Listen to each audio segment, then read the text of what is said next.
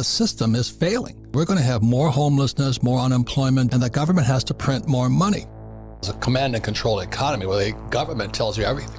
I just don't trust our government. And they're going to have to start printing pretty quickly.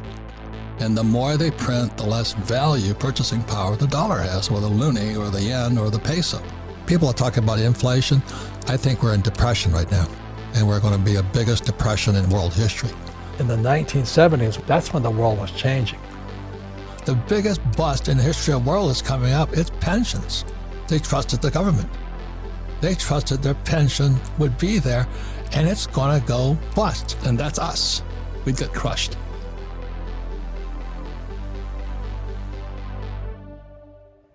Welcome back, ladies and gentlemen. This is the Bearable Bull here.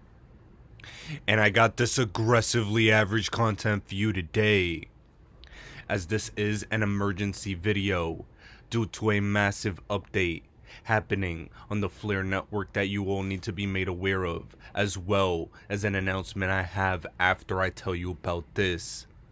Here, this is from Hugo, CEO Flare Networks, stating, if you delegate and say you sell off the FTSO rewards, you may end up with far more Flare than you would have previously received. It would depend on how many other people are delegating. It's possible under the new governance proposal for people to end up with more than 2 to 3 times the amount of Spark tokens than originally anticipated. There was then a question posed to Hugo asking, so people not delegating would lose 85% of their Flare, and that would be redistributed to the rest. Hugo then goes on to say, correct, it would be distributed to those that delegate. I'll be publishing the governance proposal shortly. And then a community member goes on to ask, this does seem rather unfair to a large portion of people that may not know how to delegate, or that did not hear the news. Hugo then goes on to say, regardless of the distribution mechanics, if someone doesn't know how to delegate and won't bother to learn, then they aren't playing their part on the network and ultimately are a drag on the network. Ladies and gentlemen, what all of you need to know about this is that this is one, a tremendous opportunity for those that are looking to participate on the Flare network, and 2, this is something you all need to be made aware of to ensure that you continuously get to claim future airdrops for your Spark tokens. There will be a governance proposal for Flare networks coming soon, and that will determine the future of this airdrop and how things will be distributed. All of you need to understand that this opportunity could allow us to earn more Spark tokens than originally anticipated. And while a lot of people would probably be frustrated about it, those would be the same people that would dump their initial complete bag and continuously dump on the network moving forward just to get their free money. Ladies and gentlemen, I like what they're trying to do. They're incentivizing participation, limiting sell pressure, and ensuring that those that contribute get rewarded. This also means, in my opinion, that the Spark token will be much more valuable than I originally anticipated. And that's something you all need to take note of, get excited about, and not forget.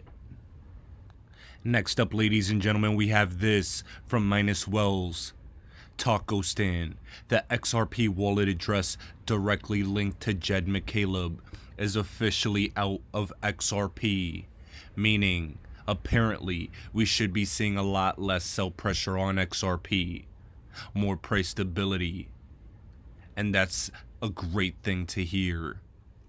Jed McCaleb over the past couple years has been consistently selling XRP, and this is something that I'm very excited about to see how this correlates with the XRP price. Now, a couple things that I do want to bring up to warn the entire community is this. First and foremost, we see that Coinbase has shut down their US affiliate marketing program. A lot of people have speculated there could be a liquidity shock coming to Coinbase. Remember, their stock is down quite a bit. Ladies and gentlemen, this is something that I cannot say lightly. Get your crypto off all exchanges, as exchanges are a point of failure in the crypto market. I don't care how lazy you may or may not be to just have your crypto on the exchanges. You have to understand that I've seen plenty of initial indicators letting me know that there could be a cataclysmic moment coming to the market. Remember the other day when Coinbase stated if they ever went bankrupt, they could keep your funds. Look at what has happened to Celsius, Voyager, and others. At this point, you want to get robbed if you keep your crypto on the exchanges. We have the SEC investigating Binance over BNB. This is old news, but I'm bringing it to the forefront now, as I think a moment could be coming where the SEC could try and sue Binance over its BNB token. Keep your crypto off of Binance as well, as some of the biggest exchanges experiencing a lawsuit or investigation or a liquidity shock could be the type of events that send us a little lower. While currently in the crypto market, we have been seeing quite a bit of relief. Ether past 1500, Bitcoin at 22.5, XRP at 36 cents. We're not out of the woods yet, and we have to be extremely cautious in these moments in the market. That being said, however, we have an interesting piece of news. SEC Commissioner Allison Lee, who was anti-crypto, has stepped down. SEC officials, lawyers, etc. have been quitting left and right due to Gary Gensler and his leadership. Gary Gensler is a walking failure. His time at the SEC is proven to be nonsense. His time at the CFTC was after a financial collapse in 2008. Everywhere he goes, he brings mayhem, chaos, and financial depressions. Ladies and gentlemen, right now is no different. And the people around him are signaling to us his weakness and leadership. Ripple's Brad Garlinghouse stated the other day, when everything is said and done, we will have spent over $100 million on legal fees fighting the SEC. And the reason that's so significant is because most people just settle with the SEC.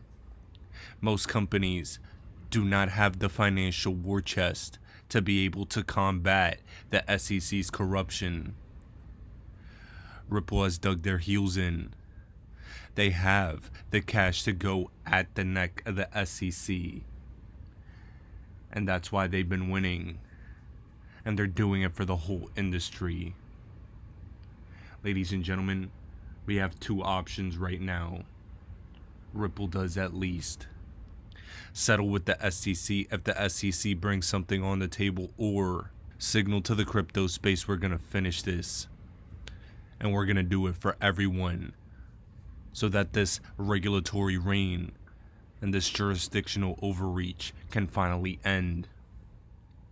I have no idea what Ripple's going to do. As an XRP holder, I'm pro settlement because it'll make our token explode in value faster. But as a crypto holder and a crypto idealist, I personally want them to take it to the end. We still have to wait and see. But ladies and gentlemen, with the crypto market going up in value right now, things are getting spicy. Are we in for a reversal? Do we finally get some relief? I'm inclined to believe we are. But the market will settle that for us. Ladies and gentlemen, this is the Bearable Bull here. Thanks for tuning in. As always, I appreciate every single one of you. Now I'll be back tomorrow with another video. Another point you've made, and this is, I think, particularly relevant 10 years into a bull market, is that I think you said more money has been lost anticipating a downturn than actually in the downturn. Can you explain? Well, obviously, the market's gone up tenfold since I stopped running Magellan. So you make more money on the upside. The market's going to be a lot higher in 10 years from now, 20 years from now, 30 years from now. Trying to predict the market is really a waste. I don't know what it's going to do. It can go down. When I ran Magellan, 13 years, it declined 10% or more, 9 times the market. Wow. I had a perfect record. I went down more than 10% every time. Wherever the market went down, I went down more. But over the long term, the upside is more than the downside. So you're going to say to yourself, do I need the money in the next month? Do I need the money in the next year? Do I have kids going to college? Do I have a wedding coming up? Then you're a bad investor. If you can keep putting money in, you have 5, 10, 15, 20, 25 year, you should do well.